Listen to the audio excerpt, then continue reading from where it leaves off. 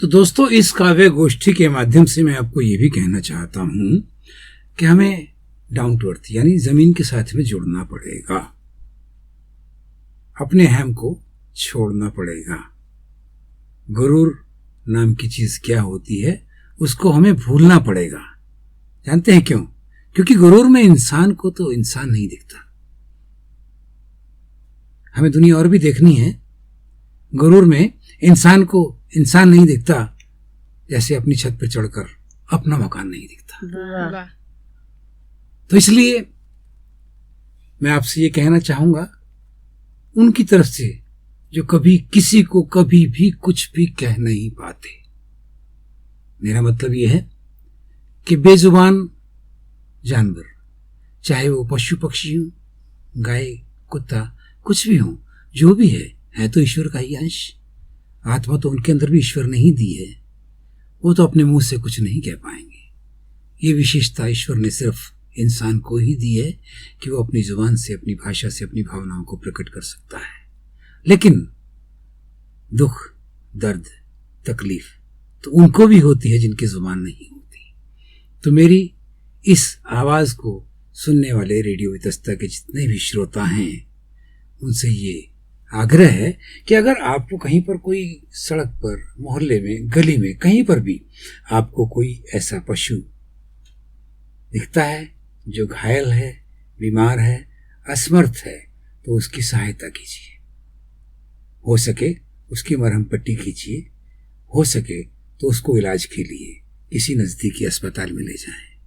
क्योंकि यकीन मानिए, बेजुबान की सहायता आप करेंगे ना, तो आपकी सहायता ऊपर वाला करेगा।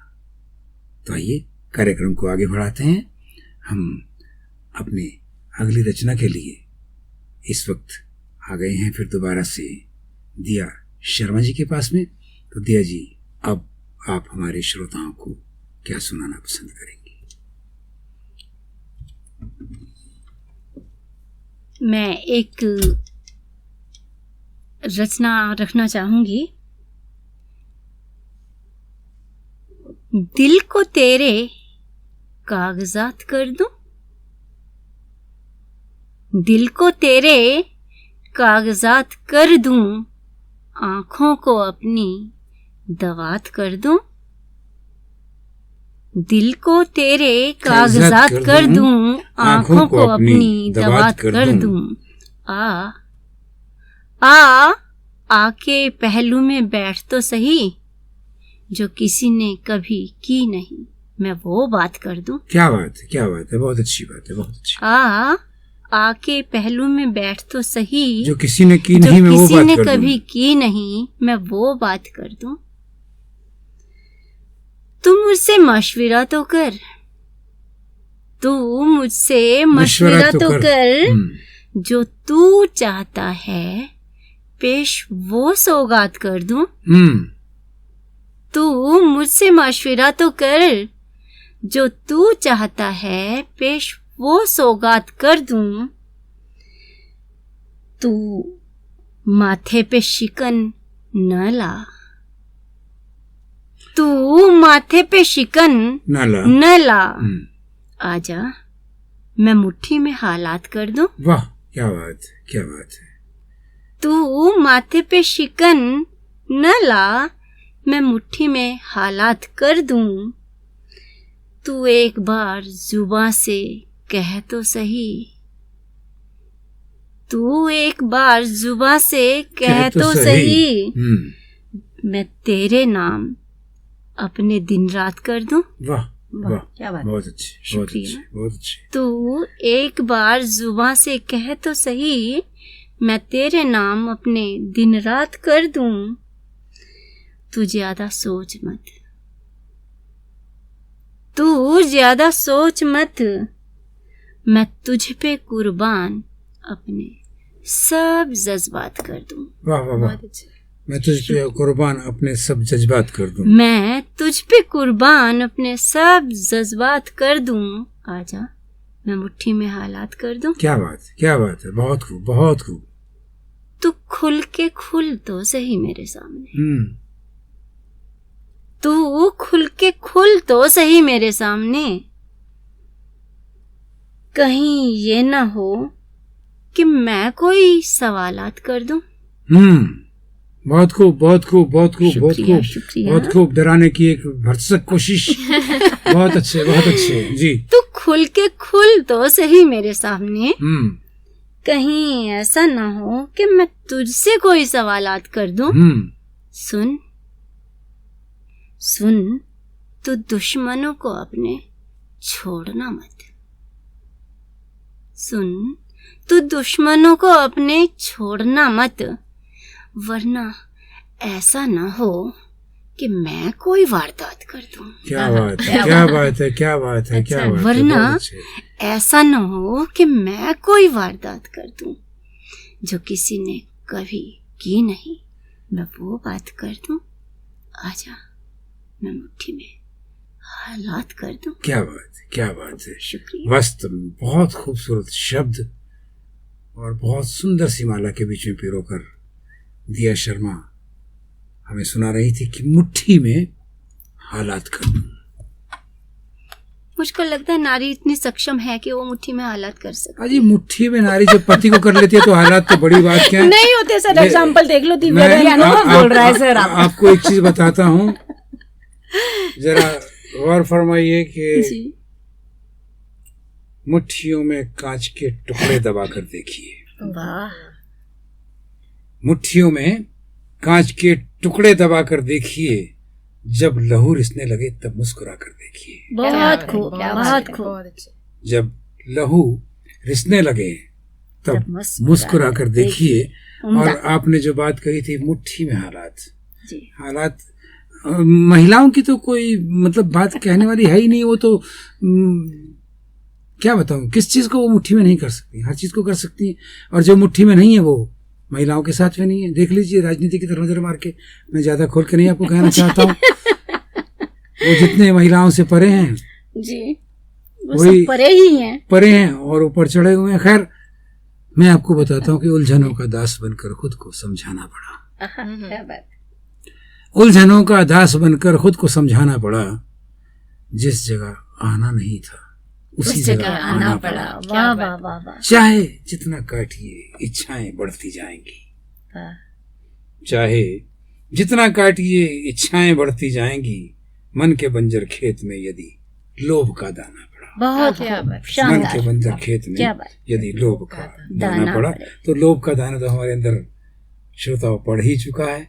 और मैं फिर एक बार उस लोभ के ही वशीभूत आमंत्रित करने जा रहा हूँ हमारी आज की अन्य जो मेहमान हैं दिव्या भसीन कोछड़ जी को, कि आज की वो अंतिम रचना हमारे सामने प्रस्तुत करेंगी। क्योंकि कार्यक्रम और समय हमें आप इतनी इजाज़त नहीं दे रहा कि हम इस कार्यक्रम को और ज़्यादा लंबा खींच सकें। तो अब धीरे धीरे ये कार्यक्रम अपने समापन की ओर है। आज की अंतिम रचना हम सुनेंगे दिव्या भसीन कोछड़ जी से। शुक्रिया सर। सर, ये रचना मेरे मन के बहुत करीब है। इसका शीर्षक है पिताजी की डायरी। हाँ, मुझे याद आया, ये जो इनकी रचना है पिताजी की डायरी, वास्तव में बहुत हृदयस्पर्शी रचना है। और घर के सारे हालात इन्होंने अपने पिताजी की डायरी के बीच में लिख छोड़े हैं। यकीन नहीं होता, आप सुन लीजिए। ये पिताजी की डायरी को रिलेट कर पाएंगे बहुत से वो बच्चे जो 80s 90s में पैदा हुए। उस समय हमारे पिताजी के पास गैजेट्स नहीं हुआ करते थे, डायरी हुआ करती थी। और वो महज एक डायरी नहीं थी, जिंदगी का लेखा जोखा था।